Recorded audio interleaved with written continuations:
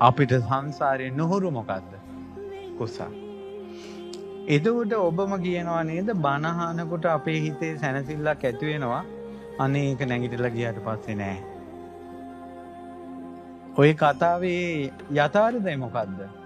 ඒ තමයි බණ අහනකොට ලස්සන හීනයක් දැක්කා වගේ ඇති වෙනව නේද සතුට? ඒ සතුට අපිට ආගන්තුකයි. අපි සතුට වෙලා තියෙන්නේ කාලා බීලා නටලා සින්දු කියලා පාටි දාලා ඇවිදලා අපිට දවසම බණක් අහනකොට සමහරට පැය දෙක තුන ගෙවා ගන්න බොහොම අමාරුයි. ෆිල්ම් එකක් බලනකොට ගේම් ගහනකොට Facebook එකේ ඉන්නකොට පාක් එකට ගිහිල්ලා ඇවිදිනකොට මොහොත ළඟ ඉන්නකොට දවස ගෙවෙනවා හොයාගන්න නැහැ. අකමැත්තෙන් එතනින් එන්නේ. අකමැත්තෙන් එන්නේ. මේ බණ අහලා දැන් නම් ඉවරයි වැඩසටහන කියනකොට අකමැත්තෙන් ගෙදර යන අය කවුද කියලා හිතන්න. අයියෝ ඉවරුණා මම නම් බෑ යන්න.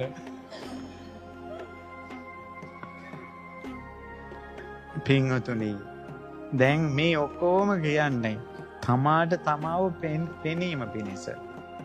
එතකොට අපි තේරුම් ගන්න ඕන ඔබත් මම වෙන් වෙලා ඔයාලව මම ලොක්ෙක් වෙලා ඔයාලා දිහා මෙහෙම බිම් බලාගෙන මම කියන එක නෙවෙයි.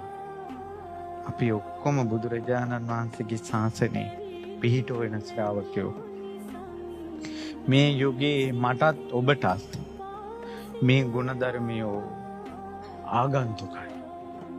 එනවා යනවා. සීලය එනවා යනවා.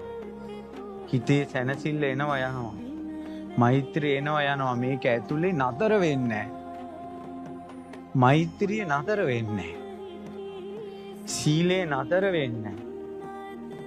ඇතුලේ සමාධිය නතර වෙන්නේ. ජීවිතයේ යථාර්ථයේ දකින්න ප්‍රඥාව නතර වෙන්නේ. දැන් මට කියන්න ආගන්තුකයි නම් දැන් මේ ආගන්තුකයාට ආගන්තුක බව නැති කරගන්න තියෙන සිස්ටම් එක මොකද්ද? ආගන්තුකේකට ආගන්තුක බව නැති කරගන්නේ කොහොමද? දැන් ඔයාලා ඉස්සල්ලාම ඩුබායි රටට ආවට පස්සේ ඩුබායි රටට ආගන්තුකයිද නැද්ද? මෙතන ඇති ඉස්සල්ලාම ඩුබායි රටට ඇවිල්ලා කෑම කෑවට පස්සේ පළවෙනි දවස් දෙක තුන වමන යන්න ආපු අය. ඔන්න අම්මලා ඔළුව හොල්ලනවා. ඊට පස්සේ අයියෝ මේවද මැරෙනකල් කණ්ඩ තියෙන්නේ කියලා. නමුත් දැන් ඒව හුරුයි. කොහොමද හුරුුනේ? නැවත නැවත පරිභෝග කිරීම තුළ. නැවත නැවත පරිභෝග කිරීම තුළින් තමයි ආගන්තුක බව නැති වෙන්නේ. එහෙනම් අත්හැරීම කියන එක ආගන්තුකයි නම් අත්හැරීම නැමැති ආගන්තුක බව නැති කරගන්නේ කොහොමද? නැවත නැවත අත්හැරලා.